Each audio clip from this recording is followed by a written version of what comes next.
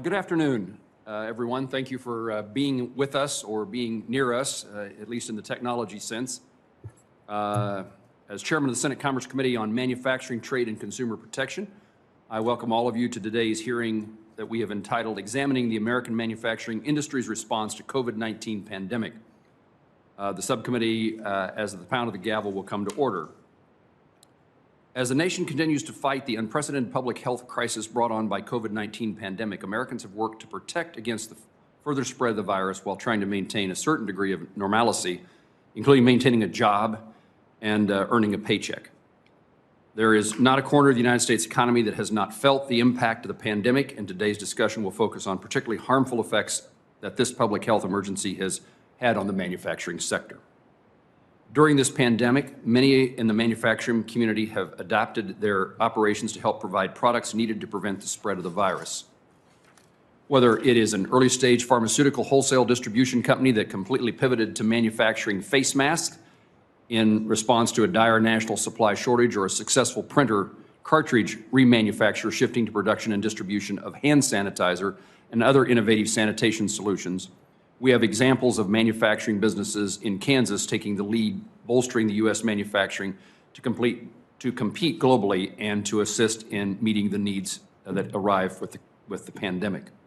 There are a variety of federal programs intended to provide assistance to our nation's manufacturers, and in response to the pandemic, Congress and the administration took action through the CARES Act to improve existing programs and to create a few new ones. As Chairman of the Senate Appropriations Subcommittee on Commerce, Justice, Science, and Related Agencies, I am particularly involved in the oversight of the National Institute of Standards and Technology Hollings Manufacturing Extension Partnership, MEP, which distributes resources to 51 states' designated centers to assist small and medium-sized manufacturers. The CARES Act specifically provided an additional $50 million to the fiscal year 2020 appropriation to augment support in response to the pandemic. The law provided additional assistance by waiving the statutory non-federal cost match requirement for all MEP funding for that fiscal year. The comprehensive pandemic response package offered assistance to manufacturers and other businesses, including but not limited to Small Business Administration's Paycheck Protection Program, the Treasury's Main Street Lending Program, the Manufacturer USA Institutes, and the Economic Development Administration's Recovery Assistance Grants. Congress must uphold its oversight responsibilities to determine what worked in administrating these programs and make refinements where appropriate to ensure effective federal investment. In addition to resources, the manufacturing community requires regulatory and technical guidance to enable new manufacturing venues, such as production of masks, gloves, gowns, ventilators, and other relevant items. While I understand the U.S. Food and Drug Administration, the U.S. Center for Disease Control and Prevention, and the National Institute of Health, they're fundamental in forming and sharing critical information needed to enable solutions, the private sector has played a critical role in the disbursement of this information. In addition, liability relief to the nation's small businesses, coupled with robust resources dedicated to testing and PPE, will play an enormous role in the nation's economic recovery. As Congress enters negotiations for a future COVID-19 response package, I urge my colleagues to use today's discussion to reinvigorate their efforts to provide thoughtful federal policies and resources to our nation's job creators and innovators. Additionally, I'd like to highlight Senate Bill 3705. It's a bipartisan piece of legislation that I've developed with Senator Warner, designed to allow the aviation manufacturing sector to retain workers who are at risk of permanent reduction through furlough.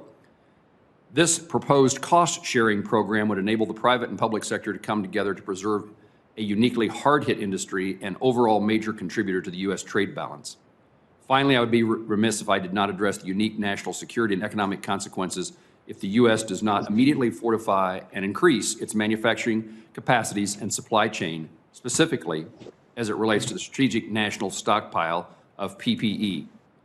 The threat from China to our manufacturing sector is real. In 2019, U.S. imports of pharmaceuticals, medical equipment, and related products from China were estimated to have an approximately $20.7 billion value, according to the Congressional Research Service calculations based on official U.S.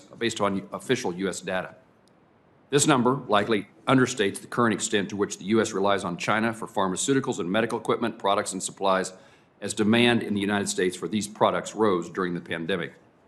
All in all, the American manufacturing industry has played a critical role to date in mitigating harm stemming from this pandemic from both public health and economic perspectives, and it is vital for Congress to acknowledge this work by providing appropriate support through thoughtful policy making. Kansas is home to the air capital of the world in Wichita, which remains our nation's leader in industry and academic collaboration in manufacturing and workforce development. This type of innovative collaboration takes the form in various other manufacturing capacities across the state of Kansas, so today's conversation is personal to me and to my constituency. I look forward to hearing from our witness panel today that provides a variety of different perspectives to the same important issue. Joining us today is Mr. Ravi Bulusu, founder of Molmas, Inc., based in Hayesville, Kansas. Mr. Neil Gilman, president of Gilman Gear in Connecticut. Mr. Rick Kriegsock, chairman and chief executive servant of Toner Cycle, Inc., based in Shawnee, Kansas. Ms. Tiffany Stovall, chief executive officer of Kansas Manufacturing Solutions, which serves as Kansas's MEP center to our state's small and medium-sized manufacturers. And finally, Mr. Michael Wessel, Commissioner of the U.S. Economic and Security Review Commission. Finally, the National Association of Manufacturers provided their American Renewal Action Plan for the hearing record describing their collaborative efforts of their members' companies in responding to the pandemic, and I ask this document be submitted for the record. Without objection, so ordered.